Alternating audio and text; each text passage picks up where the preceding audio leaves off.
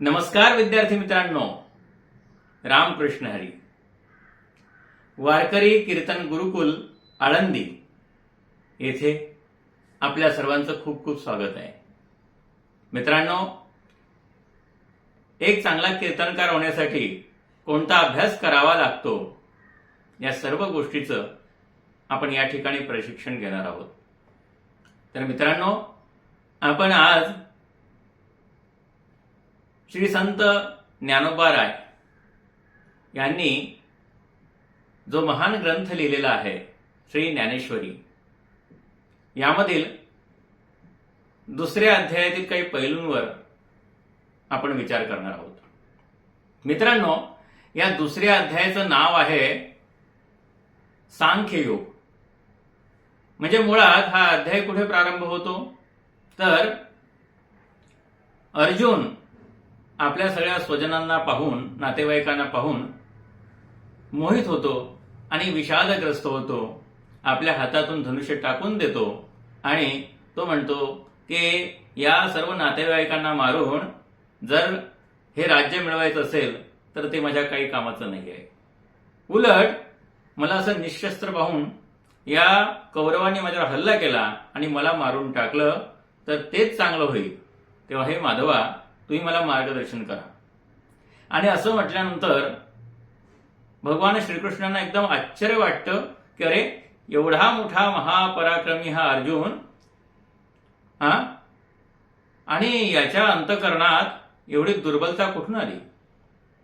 आणि म्हणून ही दुर्बलता नष्ट करण्यासाठी आणि त्याला युद्धासाठी शस्त्रसज्ज करण्यासाठी भगवान श्रीकृष्ण परमात्मा यांनी त्याला जो उपदेश केला तोच आपण श्रीमद भगवद्गीता म्हणून पाहत असतो.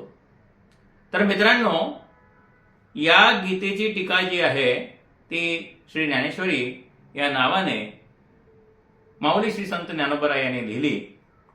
आणि हा जो दुसरा अध्याय आहे त्या अध्यायामध्ये ज्या मुख्य 5 संकल्पना माऊलींनी सांगितल्या आहेत त्याच्यावर आपण थोडक्यात प्रकाश टाकणार आहोत. पहिला सिद्धांत माऊलींनी या ठिकाणी मांडलेला आहे तो म्हणजे हा सर्व भास आहे.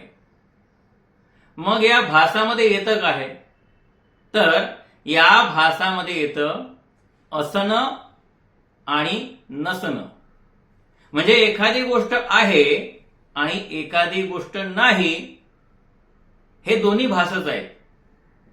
म्हणजे आहे हा सुद्धा भास आणि नाही हा सुद्धा भास.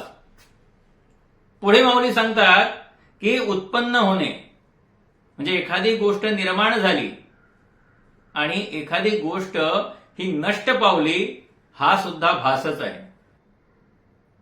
मित्रांनो, जर हा भास असेल तर तुमच्या समोर सर्वात मोठा प्रश्न असा उभा राहील की हा भास होतो तरी कसा.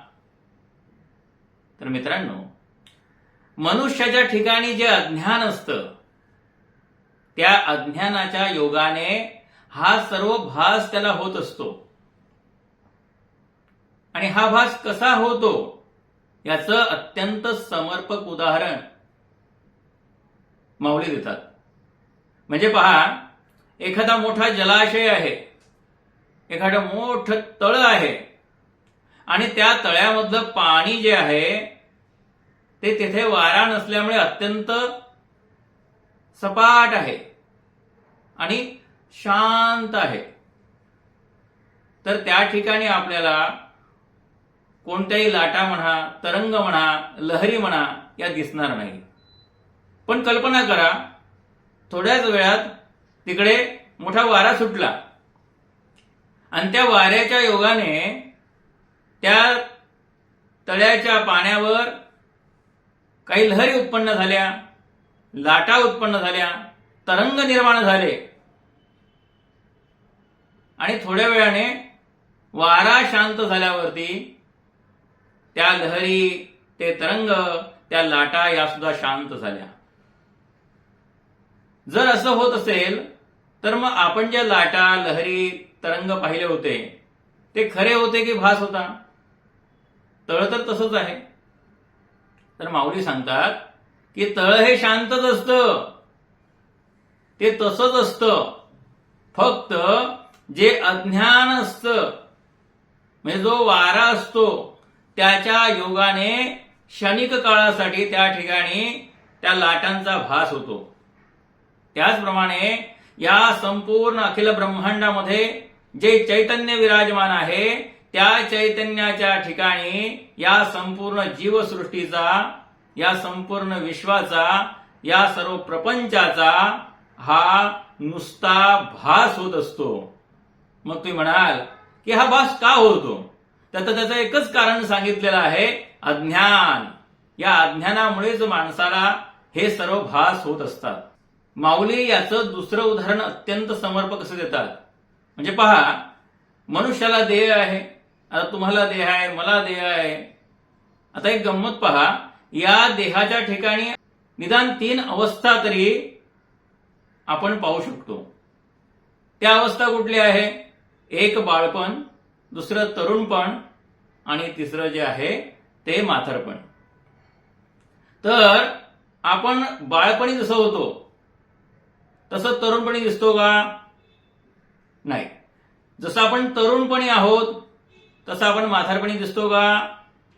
नाही. म्हातारपणी जसं आपण दिसतो तसं आपण बाळपणी होतो का? नाही. म्हणजे काय? तर बालपण, तरुणपण आणि म्हातारपण ह्या एकाच देहाच्या 3 अवस्था आहेत. परंतु तिन्ही अवस्थांमध्ये तो देह एक आहे की वेगळा आहे?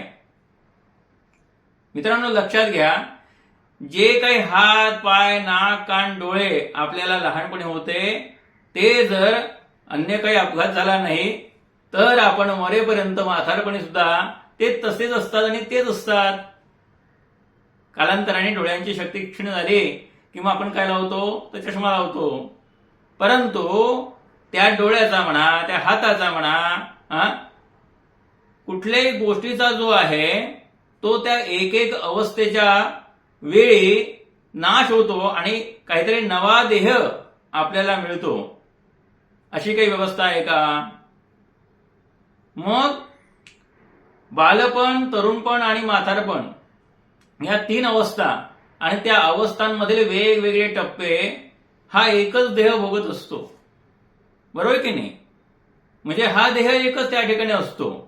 मग आपण जे बालपण पाहिलं, जे तरुणपण पाहिलं आणि आता आपण म्हातारपणात येऊन ठेपलेलो आहोत, तर आपण हे सर्व जे काही पाहिलं, अनुभवलं, ते खरं होतं की तो भास होता? तर माऊली सांगतात की हा सर्वच भास होता. मग खरं काय होतं? तर खरं जे आहे ते आत्मतत्व आहे.